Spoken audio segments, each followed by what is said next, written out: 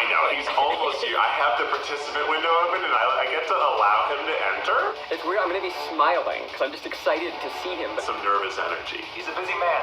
He's doing lots of world saving. We were 45 minutes early. Okay, ready? He's here. I'm admitting him right now. Here we go. Hey, hi guys, how you doing? Hi, Dr. Fauci.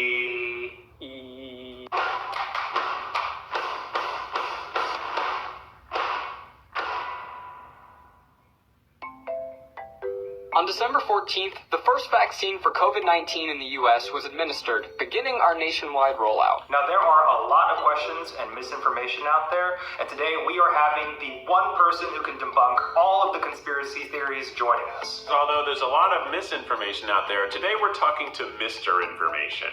Today we're speaking with Dr. Anthony Fauci, a physician and immunologist. I certainly have a crush on him. He's the most important man of the last year. The Beyonce of Medicine. Right? He is the Beyonce of medicine.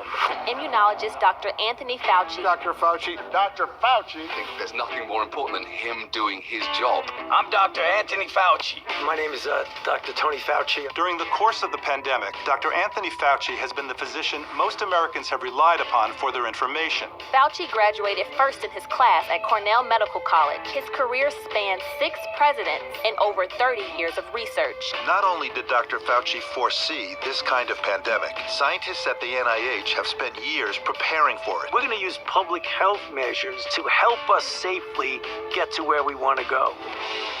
Hello, Dr. Fauci. Hello. Buddy, hi guys, how you doing? We're so Wonderful. good. Doing well, thank you. Good. We love you. So, Dr. Fauci, this is the fastest vaccine in human history. People want to know, did we undermine the safety of the vaccine because it was done so fast and without long-term studies? Okay, so that's a great question. It's the most commonly asked question. There was no cutting corners.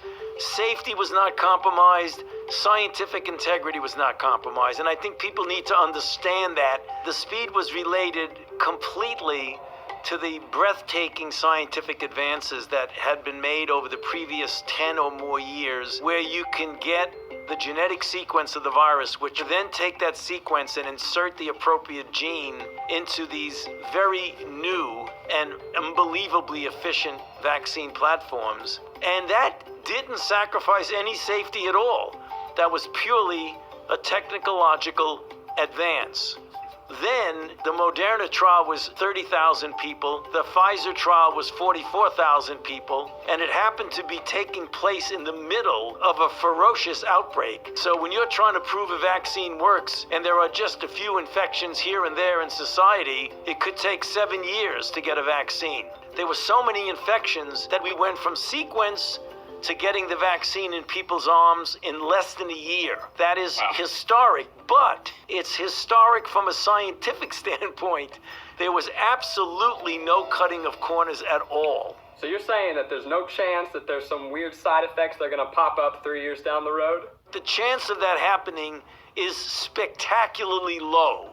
And let me tell you why. If you look at the history of all vaccinology and you say, when did these so-called longer-term effects occur? The overwhelming majority, 90+% of them, occur between 30 and 45 days after the trial ends. That is the reason why the FDA said that in order to make an emergency use authorization, you had to wait 60 days from the time 50% of the people in the trial got their last dose.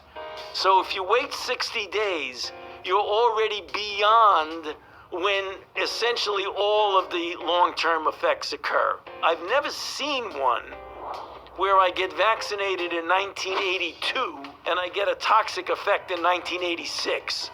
I mean, I've never seen that happen with any vaccine. Wow, that's amazing. Okay, I'm gonna ask you a question here. Can I still infect someone else after I get the vaccine? And do I have to keep wearing a mask after I get it? The answer is yes, and I'll explain why. It is still conceivable that you could get infected and be asymptomatic. And even though the vaccine protected you from getting sick, it didn't protect you from getting infected. So you may not even know that you're infected and be completely asymptomatic and then spread it to somebody else. I think that's been the scariest part of this whole pandemic is that I could totally have it and not know, and that terrifies me. We can pull back on masks when we get such an overwhelming proportion of the population is vaccinated that there's herd immunity, which means that the level of virus is so low that it's not a threat. What percentage of people need to get the vaccine for us to achieve that? You know, we don't know the exact number, but we can make a back of the envelope calculations that it's somewhere between 70 and 85% of the population needs to be vaccinated to get herd immunity. You know, some people, there's a lot of people talking about things out there. Some people think maybe it would be easier to just achieve herd immunity by letting the virus spread rampantly through the population. What do you think about that?